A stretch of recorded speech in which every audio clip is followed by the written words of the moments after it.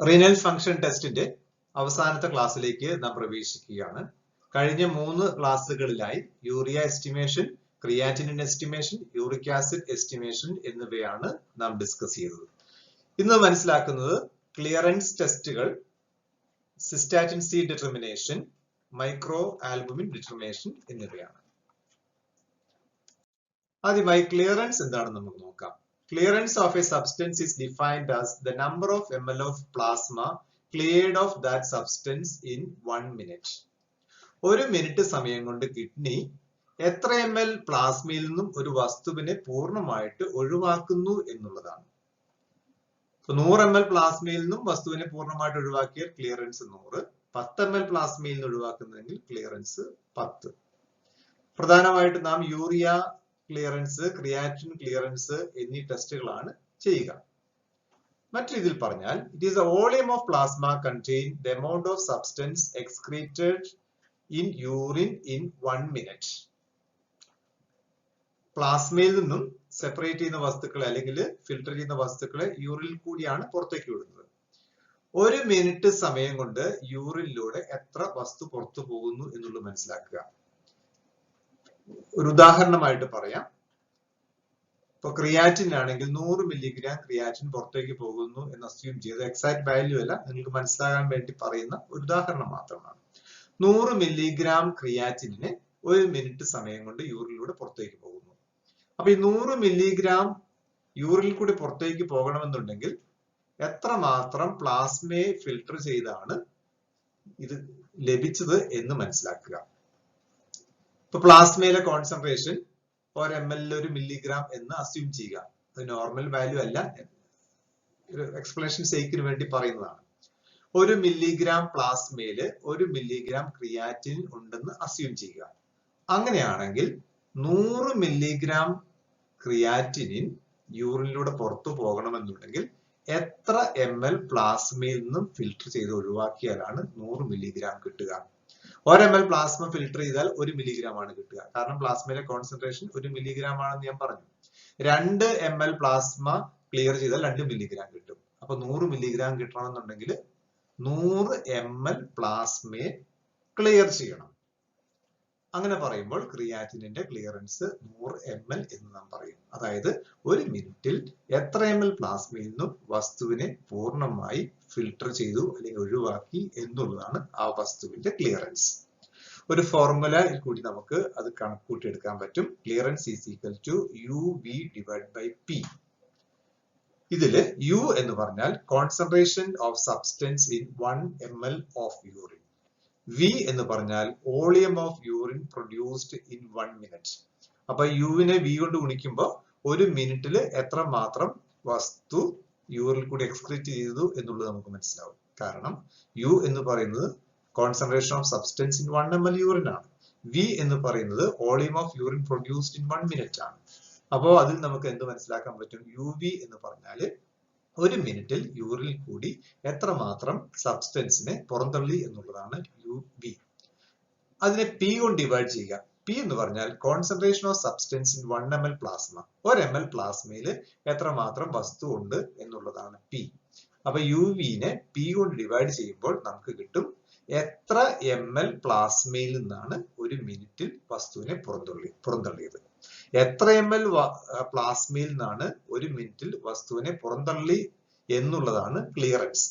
അപ്പോൾ ക്ലിയറൻസ് എന്ന് പറഞ്ഞാൽ എത്ര ml പ്ലാസ്മയിൽ നിന്നും 1 മിനിറ്റിൽ ഈ വസ്തുവിനെ പുറന്തള്ളുന്നുണ്ട്. അതായത് 1 മിനിറ്റിൽ യൂറിനിൽ കൂടി പുറന്തള്ളപ്പെട്ട വസ്തു എത്ര ml പ്ലാസ്മയിൽ നിന്നാണ് ഫിൽട്ടർ ചെയ്തെടുത്തത്. ഇതാണ് ക്ലിയറൻസ്. അത് ഈ ഫോർമുല കൊണ്ട് നമുക്ക് കൃത്യമായിട്ട് കണക്ക് കൂട്ടിയെടുക്കാൻ സാധിക്കുന്നു. Commonly performed clearance tests are urea clearance and creatinine clearance. സാധാരണ നമ്മൾ ചെയ്യുന്ന ക്ലിയറൻസ് ടെസ്റ്റുകൾ യൂറിയ ക്ലിയറൻസും ക്രിയാറ്റിനിൻ ക്ലിയറൻസുമാണ് ചെയ്യുക. In kidney diseases clearance is decreased. അതായത് കിഡ്നിക്ക് ഫിൽട്ടർ ചെയ്യാനുള്ള ആ കഴിവ് കുറയുകയാണ് കിഡ്നി ഡിസീസുകളിൽ സംഭവിക്കുക. അപ്പൊ സ്വാഭാവികമായിട്ടും ക്ലിയറൻസ് കുറയുന്നു. ക്ലിയറൻസിന്റെ വാല്യൂ സ്വാഭാവികമായിട്ടും കുറയുന്നു. Creatinine clearance is more dependable. കൂടുതലായിട്ട് യൂറിയ ക്ലിയറൻസിനേക്കാൾ ഡിപ്പെൻഡ് ചെയ്യാൻ പറ്റുന്നത് ക്രിയാറ്റിനിൻ ക്ലിയറൻസ് ആണ്. അതിന് കാരണം മുൻ ക്ലാസ്സുകളിൽ സൂചിപ്പിച്ചിരുന്നു. ക്രിയാറ്റിനിൻ പൂർണ്ണമായിട്ടും കിഡ്നി ഫിൽട്ടർ ചെയ്യുന്നുണ്ട്. അതുപോലെ ക്രിയാറ്റിനിന്റെ അളവ് റീനൽ ഡിസീസ് അല്ലാത്ത മറ്റു ഡിസീസുകളിൽ പ്ലാസ്മയിൽ വേരിയേഷൻ ഉണ്ടാവാനുള്ള സാധ്യത കുറവാണ്.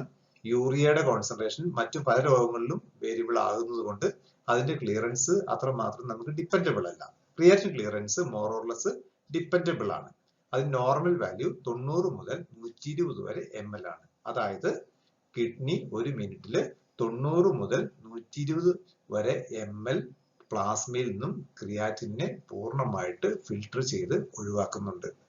ഇപ്പൊ യൂറിൽ കൂടി ഒരു മിനിറ്റിൽ പുറത്തു പോകുന്ന ആ ക്രിയാറ്റിനെ 90 മുതൽ 120 വരെ ml പ്ലാസ്മയിൽ നിന്നാണ് കിഡ്നി ഒഴിവാക്കുന്നത്. അപ്പൊ ഈ ക്ലിയറൻസ് കിഡ്നി ഡിസീസ് വരുമ്പോഴത്തേക്കും ഈ ക്ലിയറൻസ് നോർമലിൽ നിന്ന് താഴേക്ക് പോകുന്നു. സിവിയർ റീനൽ ഡിസീസിൽ നമുക്കറിയാം കിഡ്നിക്ക് ഫിൽട്ടർ ചെയ്യാനുള്ള കഴിവ് തന്നെ വളരെ കുറയുന്നു. അപ്പോൾ ക്ലിയറൻസിന്റെ അളവ് വളരെ കുറവായിരിക്കും.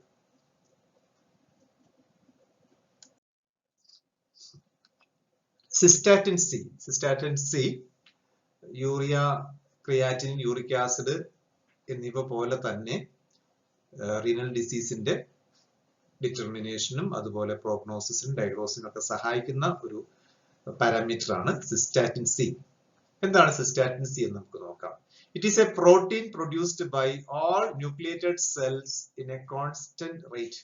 നമ്മുടെ ശരീരത്തിലെ ന്യൂക്ലിയേറ്റഡ് സെല്ലുകൾ, ആ ന്യൂക്ലിയേറ്റഡ് സെല്ലുകൾ, ന്യൂക്ലിയസ് ഉള്ള സെല്ലുകൾ ഒരു കോൺസ്റ്റന്റ് റേറ്റിൽ പ്രൊഡ്യൂസ് ചെയ്യുന്ന ഒരു പ്രോട്ടീൻ ആണ് സിസ്റ്റാറ്റിൻ സി. ഒരു കോൺസ്റ്റന്റ് റേറ്റിൽ, അത് നമ്മളുടെ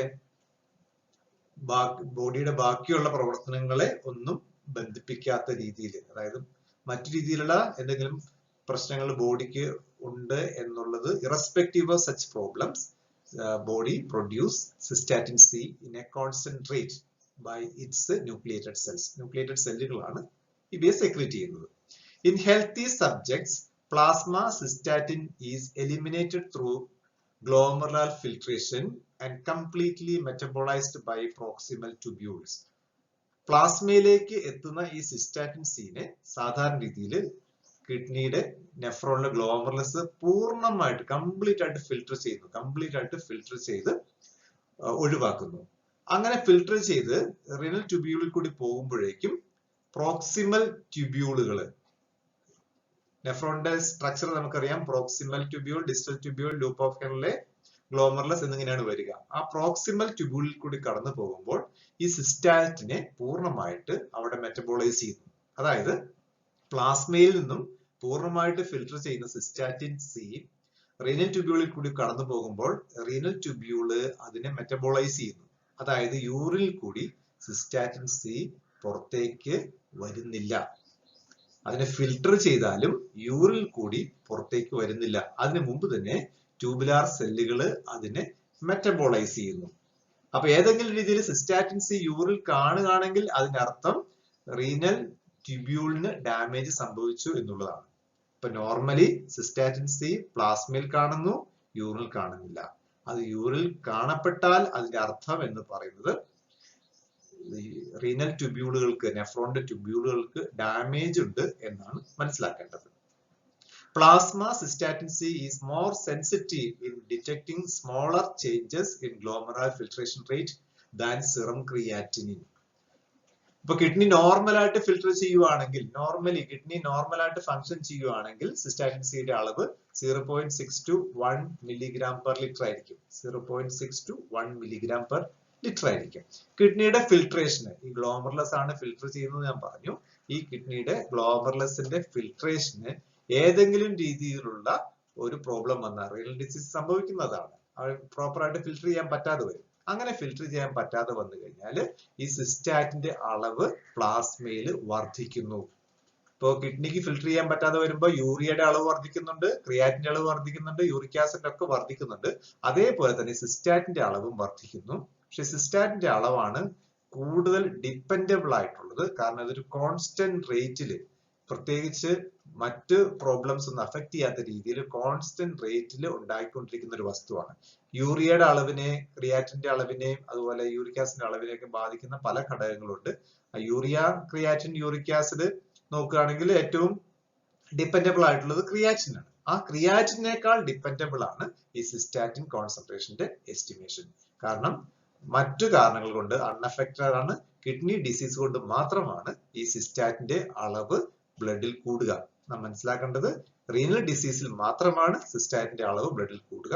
അതുകൊണ്ട് സിസ്റ്റാറ്റിന്റെ എസ്റ്റിമേഷൻ എന്നുള്ളത് വളരെ പ്രധാനപ്പെട്ട ഒരു റീനൽ ഫംഗ്ഷൻ ടെസ്റ്റ് ആണ്. കിഡ്നിയുടെ ഫംഗ്ഷൻ അസസ് ചെയ്യാൻ പറ്റിയ വളരെ പ്രധാനപ്പെട്ട ഒരു ടെസ്റ്റ് ആണ് സിസ്റ്റാറ്റിൻ സി. ഇപ്പൊ സിസ്റ്റാറ്റിൻ സി പ്ലാസ്മയിൽ നോർമലി കാണപ്പെടുന്നു. അത് യൂറിനിൽ കൂടി പുറന്തള്ളാറില്ല. കാരണം റീനൽ ട്യൂബ്യൂൾ തന്നെ അതിനെ ഉപയോഗപ്പെടുത്തുന്നു. ഏതെങ്കിലും രീതിയിൽ റീനൽ ട്യൂബ്യൂളിന് ഡാമേജ് വന്നാൽ അത് യൂറിനിൽ കാണപ്പെടുന്നു. പ്ലാസ്മയിലെ അളവ് വർദ്ധിക്കുന്നത് കിഡ്നി ഡിസീസുകളിൽ മാത്രമാണ്. അതുകൊണ്ട് വളരെ ഡിപ്പെൻഡബിൾ ആയിട്ടുള്ള ഒരു പാരാമീറ്റർ ആണ് സിസ്റ്റാറ്റിൻ സി. ഓക്കെ, അടുത്ത് മൈക്രോ ആൽബുമിൻ ആണ്. യൂറിൻ ആൽബുമിൻ എസ്റ്റിമേഷൻ നാം മനസ്സിലാക്കിയതാണ്. യൂറിൻ ആൽബുമിൻ എസ്റ്റിമേറ്റ് ചെയ്യാനുള്ള മെത്തേഡുകളും നാം പഠിച്ചതാണ്. കിഡ്നി ഡിസീസുകളിൽ യൂറിൻ ആൽബുമിൻ കാണപ്പെടാറുണ്ട്. പക്ഷെ നാം മുമ്പ് പഠിച്ച ആ മെത്തേഡ് അത് മൈക്രോ ആൽബുമിനെ ഡിറ്റക്ട് ചെയ്യാനാണ്. മൈക്രോ ആൽബുമിൻ എന്നുകൊണ്ട് ഉദ്ദേശിക്കുന്നത് ആൽബുമിന്റെ യൂറിന്റെ അളവ് തന്നെയാണ്. 24 അവേഴ്സിൽ 300 മില്ലിഗ്രാമിൽ കൂടുതൽ ആൽബുമിൻ എക്സ്ക്രീറ്റ് ചെയ്താൽ മാത്രമേ, ആൽബുമിൻ ആണ്, പ്രോട്ടീൻ ആണ്, 24 അവറിൽ 300 മില്ലിഗ്രാമിൽ കൂടുതൽ ആൽബുമിൻ എക്സ്ക്രീറ്റ് ചെയ്താൽ മാത്രമേ നമുക്ക് heat and acetic acid test ഉപയോഗിച്ചിട്ടോ അല്ലെങ്കിൽ സൾഫോസാലിസിലിക് ആസിഡ് ടെസ്റ്റ് ഉപയോഗിച്ചിട്ടോ കണ്ടുപിടിക്കാനാവും. അപ്പൊ 300 മില്ലിഗ്രാമിൽ കൂടുതലാണെങ്കിൽ നാം അതിനെ മാക്രോ ആൽബുമിൻ എന്നാണ് പറയുന്നത്. അപ്പൊ അതാണ് ഓർഡിനറി യൂറിനറി പ്രോട്ടീൻ ടെസ്റ്റ് വഴി കണ്ടുപിടിക്കാൻ സാധിക്കുന്നുള്ളൂ. പക്ഷെ കിഡ്നി ഡിസീസില് 300 മില്ലിഗ്രാമിൽ കുറവ് ആൽബുമിൻ ചില സമയം എക്സ്ക്രീറ്റ് ചെയ്യപ്പെടാറുണ്ട്. അത് കിഡ്നി ഡിസീസിന്റെ തുടക്കത്തില് ആൽബുമിന്റെ അളവ് 30-നും 300-നും ഇടയിലായിരിക്കും. ഈ 30-നും 300-നും ഇടയിലാണെന്നുണ്ടെങ്കിൽ, അതായത് renal disease, pre renal disease condition എന്ന് പറയുക, കിഡ്നി ഡിസീസ് തുടങ്ങുന്നതിന് തൊട്ട് മുമ്പുള്ള അവസ്ഥ, അതായത് രോഗത്തിലേക്ക് രോഗിയായിട്ട് മാറിക്കൊണ്ടിരിക്കുന്ന അവസ്ഥ, ആ അവസ്ഥയിൽ യൂറിൻ കൂടി സെക്രീറ്റ് ചെയ്യുന്ന ആൽബുമിന്റെ അളവ് 30-നും 300-നും ഇടയിലാണ്. ഈ 30-നും 300-നും ഇടയിൽ മില്ലിഗ്രാം, അത് 24 അവറിലാണ്, 30-നും 300-നും ഇടയിലുള്ള ഈ ആൽബുമിൻ കോൺസെൻട്രേഷൻ, അതിനെ നാം മൈക്രോ ആൽബുമിൻ എന്നാണ് വിളിക്കുന്നത്. 300-ൽ കൂടിക്കഴിഞ്ഞാൽ മാക്രോ ആൽബുമിൻ. അത് സാധാരണ നമ്മുടെ ആൽബുമിൻ എസ്റ്റിമേഷൻ കൊണ്ട് നമുക്ക് ആൽബുമിൻ ഡിറ്റക്ഷൻ ടെസ്റ്റ് കൊണ്ട് നമുക്ക് കണ്ടുപിടിക്കാൻ പറ്റും. ഹീറ്റ് ആൻഡ് അസിറ്റിക് ആസിഡ് കൊണ്ട് കണ്ടുപിടിക്കാൻ പറ്റും. പക്ഷെ ഈ റേഞ്ച് 30-നും 300-നും ഇടയിലുള്ള റേഞ്ച് സാധാരണ ഹീറ്റ് ആൻഡ് അസിറ്റിക് ആസിഡ് അല്ലെങ്കിൽ സൾഫോസാലിസിലിക് ആസിഡ് മെത്തേഡ് കണ്ടുപിടിക്കാൻ പറ്റാതെ വരുന്നുണ്ട്. ആ ആൽബുമിനെ നാം വിളിക്കുന്നത് മൈക്രോ ആൽബുമിൻ എന്നാണ് വിളിക്കുന്നത്. ആൽബുമിന്റെ അളവ് ഒരു നോർമൽ ആയിട്ടുള്ള, രോഗമൊന്നും ഇല്ലാത്ത ഒരാളില് 24 അവറിൽ 30 മില്ലിഗ്രാമിൽ കുറവായിരിക്കും സ്വാഭാവികമായിട്ടും. ഈ 30-നും 300-നും ഇടയിലുള്ളത് കിഡ്നി ഡിസീസിന്റെ തുടക്കമാണ്. അതിന് നാം വിളിക്കുന്ന പേരാണ് മൈക്രോ ആൽബുമിനൂറിയ. 30-നും 300-നും ഇടയിൽ കാണുന്ന ആൽബുമിന്റെ യൂറിനിലെ പ്രസൻസിന് വിളിക്കുന്ന പേരാണ് മൈക്രോ ആൽബുമിനൂറിയ. ഈ മൈക്രോ ആൽബുമിനൂറിയ കിഡ്നി ഡിസീസിന്റെ എയർലി ഡിറ്റക്ഷന് വേണ്ടി സഹായിക്കുന്ന വളരെ പ്രധാനപ്പെട്ട ഒരു ടെസ്റ്റ് ആണ്. അത് കണ്ടുപിടിക്കാൻ വേണ്ടിയിട്ട് ഇമ്മ്യൂണോ ടർബിഡിമെട്രിക് മെത്തേഡ്സ് ആണ് നാം ഉപയോഗിക്കുക. ഈ ഇമ്മ്യൂണോ ടർബിഡിമെട്രിക് മെത്തേഡ്സ് ഉപയോഗിച്ചിട്ട് മൈക്രോ ആൽബുമിന്റെ അളവ് കണ്ടെത്താൻ പറ്റും. അത് കിഡ്നി ഡിസീസിന്റെ ഏർലി ഡിറ്റക്ഷന് വേണ്ടി സഹായിക്കുന്നതാണ്. അങ്ങനെ ചെയ്തു കഴിഞ്ഞാൽ നമുക്ക് രോഗം ഫർദർ ആയിട്ട് വേഴ്സ് ആകുന്ന സാഹചര്യങ്ങൾ ഒഴിവാക്കാനായിട്ട് സാധിക്കുന്നു. അപ്പൊ ഇത്രയുമാണ് പ്രധാനമായിട്ട് റീനൽ ഫംഗ്ഷൻ ടെസ്റ്റുമായിട്ട് ബന്ധപ്പെട്ട് നമ്മളുടെ സിലബസിലുള്ള കാര്യങ്ങൾ, നമുക്ക് മനസ്സിലാക്കേണ്ട കാര്യങ്ങൾ. റീനൽ ഫംഗ്ഷൻ ടെസ്റ്റിൽ തുടക്കത്തിൽ നാം മറ്റു ചില ടെസ്റ്റുകളെ കുറിച്ചൊക്കെ പറഞ്ഞിരുന്നു. കോൺസെൻട്രേഷൻ ടെസ്റ്റ്, ഡയല്യൂഷൻ ടെസ്റ്റ് എന്നുള്ളതല്ല. കോൺസെൻട്രേഷൻ ടെസ്റ്റ് എന്ന് പറഞ്ഞാൽ നമുക്കറിയാം, കൊടുക്കുന്ന വാട്ടർ ഇൻടേക്ക്, ശരീരത്തിലേക്ക് കുടിക്കുന്ന വെള്ളത്തിന്റെ അളവ് കുറഞ്ഞു കഴിയുമ്പോൾ യൂറിനെ കൂടുതൽ കോൺസെൻട്രേറ്റ് ചെയ്യാനുള്ള കിഡ്നിയുടെ കഴിവ് പരിശോധിക്കുന്ന ടെസ്റ്റാണ് കോൺസെൻട്രേഷൻ ടെസ്റ്റ്. അതിന് നേരെ ഓപ്പോസിറ്റ് ആണ് ഡയല്യൂഷൻ ടെസ്റ്റ്. കൂടുതൽ വാട്ടർ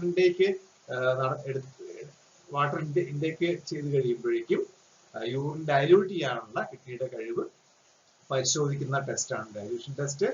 അതുകൂടാതെ ഇലക്ട്രോലൈറ്റുകൾ, സോഡിയം, പൊട്ടാസ്യം തുടങ്ങിയ ഇലക്ട്രോലൈറ്റുകൾ, കാൽഷ്യം, ഫോസ്ഫറസ് തുടങ്ങിയ അയോണുകൾ, ഇതിന്റെ എസ്റ്റിമേഷൻ എല്ലാം തന്നെ റീനൽ ഫംഗ്ഷൻ ടെസ്റ്റിന്റെ ഭാഗമായിട്ടുള്ളതാണ്. അപ്പൊ നാം നമ്മളുടെ സിലബസ് പ്രകാരമുള്ള ടെസ്റ്റുകളാണ് ഡീറ്റെയിൽ ആയിട്ട് പഠിച്ചത്. ഫർദർ റീഡിംഗ് വഴി ബാക്കിയുള്ള ടെസ്റ്റുകൾ നമുക്ക് മനസ്സിലാക്കാവുന്നതാണ്. Thank you.